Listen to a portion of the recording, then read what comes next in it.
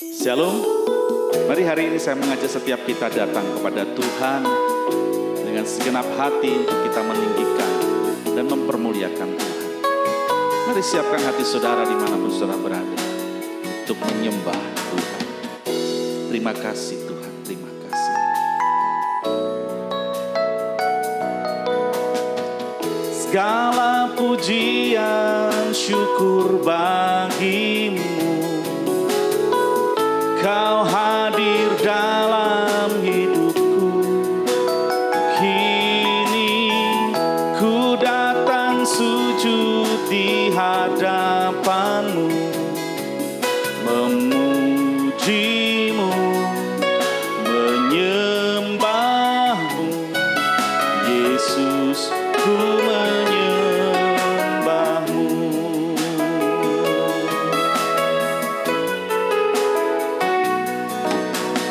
Yesus, kemuliaan-Mu pulihkan hatiku. Yesus, kemuliaan-Mu berkati hidupku. Katakan Yesus kemuliaan. Yesus, kemuliaan-Mu pulihkan hatiku. Yesus, kemuliaan-Mu berkati hidupku. Segala pujian syukur bagimu, Kau hadir dalam hidupku. Kini ku datang sujud di hadapanmu, memujimu, menyembahmu. Yesus, ku menyembahmu. Segala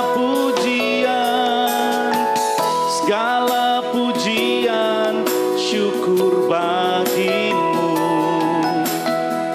Kau hadir dalam hidupku. Kini ku datang sujud di hadapanmu, memujimu, menyembahmu.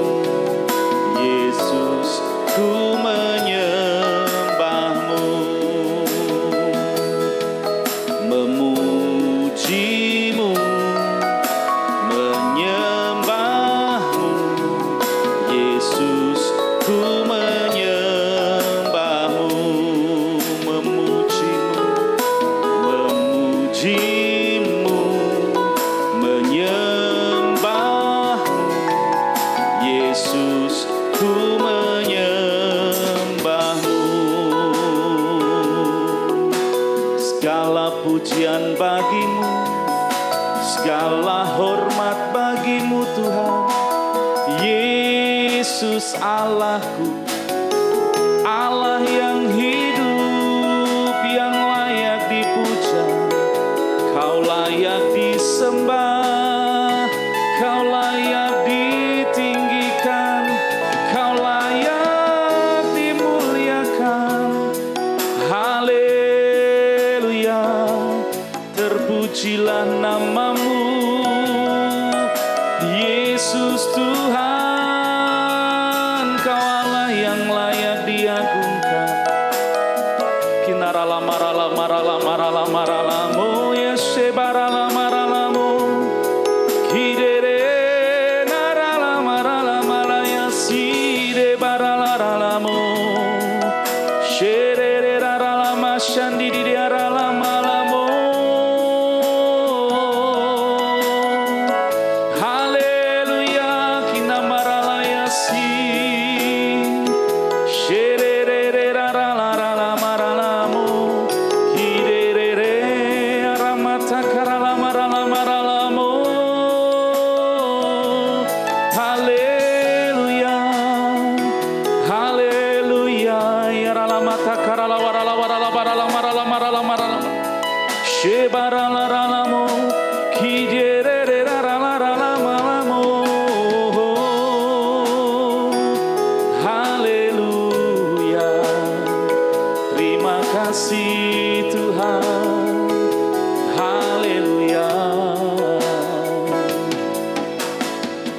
segala pujian syukur bagimu. Kau hadir dalam hidupku. Kini ku datang sujud di hadapanmu, memujimu, menyembahmu. Yesus, ku menyembahmu. Mari saya mengajak setiap kita membuka di 2 Korintus pasal yang kelima. Kita akan baca dari ayat yang ke-11 sampai dengan ayatnya yang ke-21. Ya, 2 Korintus pasal yang kelima 11 sampai 21 dengan cepat akan saya bacakan. Tema di tahun ini adalah hidup untuk kemuliaan Tuhan. Kami tahu apa artinya takut akan Tuhan. Karena itu kami berusaha meyakinkan orang. Bagi Allah hati kami nyata dengan terang, dan aku harap hati kami nyata juga demikian bagi pertimbangan kamu. Dengan ini kami tidak berusaha memuji-muji diri kami sekali lagi kepada kamu, tetapi kami mau memberi kesempatan kepada kamu untuk memegahkan kami, supaya kamu dapat menghadapi orang-orang yang bermegah karena hal-hal lahiriah dan bukan batiniah. Sebab jika kami tidak menguasai diri, hal itu adalah dalam pelayanan Allah, dan jika kami menguasai diri, hal itu adalah untuk kepentingan kamu. Sebab kasih Kristus yang menguasai kami, karena kami telah mengerti bahwa jika satu orang sudah mati untuk semua orang, maka mereka semua sudah mati. Dan Kristus telah mati untuk semua orang, supaya mereka yang hidup tidak lagi hidup untuk dirinya sendiri, tetapi untuk Dia yang telah mati dan telah dibangkitkan untuk mereka. Saya akan ulangi lagi ayat yang ke-15. Dan Kristus telah mati untuk semua orang, supaya mereka yang hidup tidak lagi hidup untuk dirinya sendiri, tetapi untuk Dia yang telah mati dan telah dibangkitkan untuk mereka. 16. Sebab itu kami tidak lagi menilai seorang juga pun menurut ukuran manusia. Dan jika kami pernah menilai Kristus menurut ukuran manusia, sekarang kami tidak lagi menilainya demikian. Jadi siapa yang ada di dalam Kristus, ia adalah ciptaan baru. Yang lama sudah berlalu, sesungguhnya yang baru sudah datang. Dan semuanya ini dari Allah, yang dengan perantaraan Kristus telah mendamaikan kita dengan dirinya, dan yang telah mempercayakan pelayanan pendamaian itu kepada kami. Sebab Allah mendamaikan dunia dengan dirinya oleh Kristus dengan tidak memperhitungkan pelanggaran mereka. Ia telah mempercayakan berita pendamaian itu kepada kami. Jadi kami ini adalah utusan-utusan Kristus. Seakan-akan Allah menasihati kamu dengan perantaraan kami. Dalam nama Kristus kami meminta kepadamu, berilah dirimu didamaikan dengan Allah. Dia yang tidak mengenal dosa telah dibuatnya menjadi dosa karena kita, supaya dalam Dia kita dibenarkan oleh Allah. Sebelum lanjut daripada firman kita pada hari ini, saya akan mengucapkan dulu selamat tahun baru 2024. Kiranya di tahun yang baru ini kita benar-benar bisa memiliki kehidupan dan hidup yang berarti dan hanya untuk mempermuliakan nama Tuhan. Saudara dikasih Tuhan, kita sudah begitu banyak membaca firman Tuhan hari ini, dan bagaimana caranya agar kita itu bisa hidup, atau bagaimana kita bisa memiliki kehidupan yang mempermuliakan Tuhan. Yang pertama coba kita lihat di ayatnya yang ke-11. Di situ dikatakan seperti ini, saudara, ayat yang 11. Kami tahu apa artinya takut akan Tuhan. Jadi yang pertama, bagaimana kita bisa memiliki hidup yang memuliakan Tuhan, yaitu milikilah takut akan Tuhan. Lalu apa yang dinamakan dengan takut akan Tuhan? Takut akan Tuhan adalah kita memiliki sikap hati yang benar di hadapan Tuhan. Kita memiliki rasa hormat kepada Tuhan. Karena Tuhan itu omnipresent, maha hadir. Artinya dalam hidup ini kita benar-benar memiliki kualitas hidup yang menghormati akan Allah. Dari apa yang kita katakan, kita lakukan, kita kerjakan. Kita berada di tempat seperti apa, Orang yang takut akan Tuhan, pasti dia akan senantiasa memiliki kehidupan yang mau terus menyenangkan akan hati Tuhan. Orang yang takut akan Tuhan juga berarti dia mau menuruti apa yang Roh Kudus sampaikan dalam hidupnya, sehingga dia menjadi pribadi yang terus akan menyenangkan akan hati Tuhan. Berusaha melakukan segala kebenaran yang Tuhan sampaikan melalui firman-Nya. Orang yang takut akan Tuhan, dia adalah orang yang akan menjaga kehidupannya tetap murni di hadapan Tuhan, berusaha dengan sungguh-sungguh untuk memiliki kualitas hidup yang benar di hadapan Tuhan. Benar menurut siapa, saudara? Menurut firman Tuhan, bukan kebenaran menurut dirinya sendiri. Dan orang yang takut akan Tuhan, pasti dia akan mempermuliakan Tuhan. Lalu yang kedua, saudara, bagaimana kita bisa memiliki hidup yang memuliakan Tuhan? Coba kita lihat ayatnya yang ke-12 sampai dengan ayatnya yang ke-14.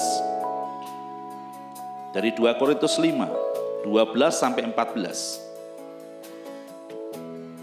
Dengan ini kami tidak berusaha memuji-muji diri kami sekali lagi kepada kamu, tetapi kami mau memberi kesempatan kepada kamu untuk memegahkan kami, supaya kamu dapat menghadapi orang-orang yang bermegah karena hal-hal lahiriah dan bukanlah batiniah. Sebab jika kami tidak menguasai diri, hal itu adalah dalam pelayanan Allah, dan jika kami menguasai diri, hal itu adalah untuk kepentingan kamu.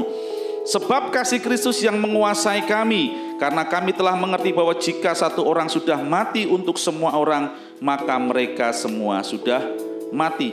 Yang kedua, saudara, bagaimana kita bisa memiliki kehidupan yang memuliakan Tuhan? Yang kedua adalah milikilah kerendahan hati di hadapan Tuhan. Orang yang memiliki kerendahan hati artinya orang itu memiliki kesadaran bahwa hidup yang terjadi saat ini itu semua karena kasih karunia Allah. Bahwa hidup yang mereka miliki hari ini itu semata-mata karena Tuhan, bukan karena kekuatannya sendiri.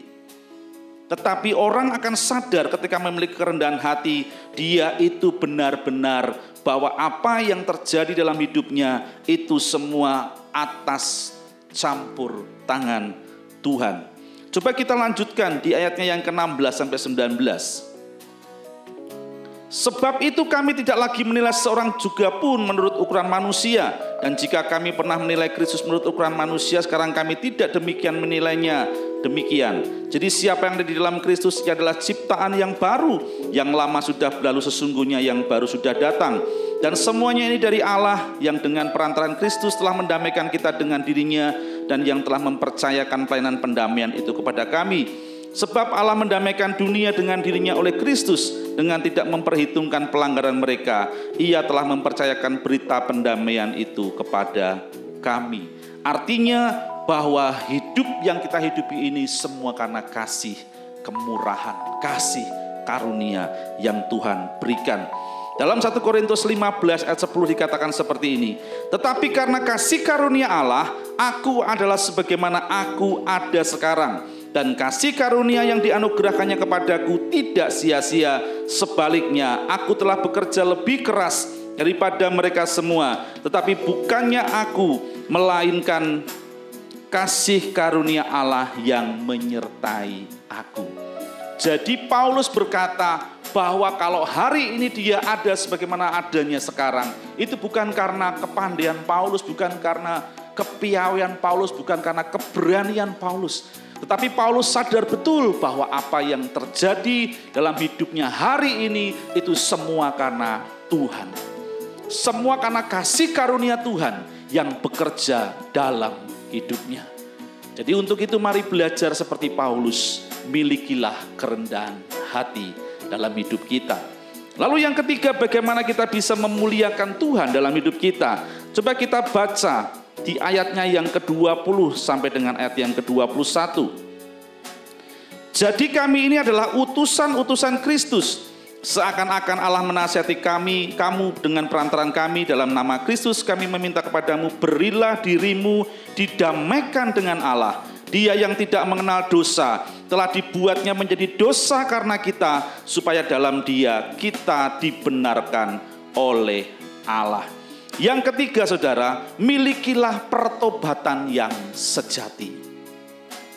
Kalau yang pertama tadi dikatakan bagaimana kita bisa memuliakan Tuhan, miliki takut akan Tuhan. Kemudian miliki kerendahan hati. Yang ketiga, milikilah pertobatan yang sejati. Bertobat artinya berbalik 180 derajat. Kalau dulu tidak mengikuti Yesus, sekarang berbalik mengikuti Yesus. Ya, kata yang dipakai adalah bahasa Yunani yaitu metanoia, yaitu perubahan pikiran kita, cara berpikir kita. Yang dulu kita berpikir menurut pikiran kita sendiri, tetapi ketika kita mengenal Kristus, kita mengalami pertobatan sehingga pikiran dan kehendak kita diselaraskan kepada Kristus. Jadi kita memiliki pembaharuan pikiran di dalam Kristus. Dalam Filipi 3 ayat 10 dikatakan, yang kukehendaki ialah mengenal Dia dan kuasa kebangkitannya dan persekutuan dalam penderitaannya, di mana aku menjadi serupa dengan Dia dalam kematiannya, supaya aku akhirnya beroleh kebangkitan dari antara orang mati. Bukan seolah-olah aku telah memperoleh hal ini atau telah sempurna, melainkan aku mengejarnya, kalau aku dapat juga menangkapnya, karena aku pun telah ditangkap oleh Kristus Yesus. Saudara-saudara yang dikasihi Tuhan, aku sendiri tidak menganggap bahwa aku telah menangkapnya, tetapi ini yang kulakukan. Aku melupakan apa yang telah di belakangku dan mengarahkan diri kepada apa yang di hadapanku, dan berlari-lari kepada tujuan untuk memperoleh hadiah, yaitu panggilan surgawi dari Allah dalam Kristus Yesus. Miliki pertobatan yang sejati, seperti Paulus yang dulunya dia adalah penganiaya jemaat Tuhan. Dia seringkali menyesah orang yang percaya kepada Yesus. Dia mengejar-ngejar orang yang percaya kepada Yesus, menangkapnya, menganiayanya, dan tidak segan-segan dia membunuh mereka. Tapi ketika Paulus mengalami perjumpaan dengan Tuhan Yesus, hidupnya diubahkan. Dan sejak hari itu hidupnya benar-benar mengalami yang dinamakan dengan metanoia, pertobatan yang sejati, sehingga dia menjadi saksi Kristus kemanapun Tuhan utus dia, dan nama Tuhan dipermuliakan. Dan saya percaya apa yang dikerjakan oleh Paulus itu mempermuliakan Tuhan.